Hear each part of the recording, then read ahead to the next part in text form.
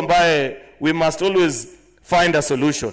Mambo ya violence during election time is a challenge that so many women continue to face.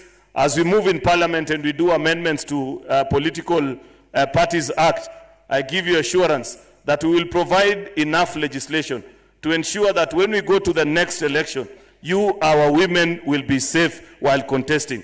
Hakuna mwanaume atakupangia guns na akubaliwe kushindana na wewe tena. We will make the punishment so severe that no man will dare touch a woman because when they are contesting against each other.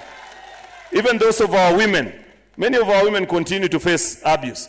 I receive messages, for example, from our nominated members of our county assemblies, that they continue to be insulted on a daily basis. Yet I know for a fact how hard many of them work to get our party where it is. Many of them, Your Excellency, you know, that the women that UDA nominated to our county assembly, they worked in our party office for more than 2 years without salaries. They worked hard, served us as a party.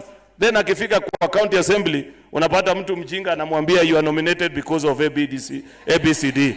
We want to say shame on such men, kabisa.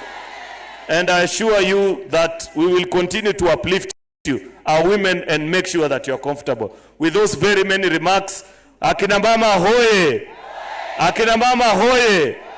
Be assured of our support in Parliament. God bless you and have a safe journey home as you return. Thank you, Your Excellency.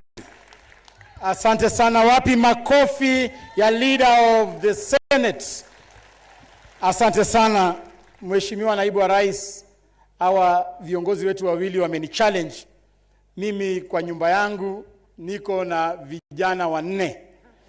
Sasa safari ya kutafuta msichana inaanza leo. Bas sasa niruhusu sasa nimwalike mwenyekiti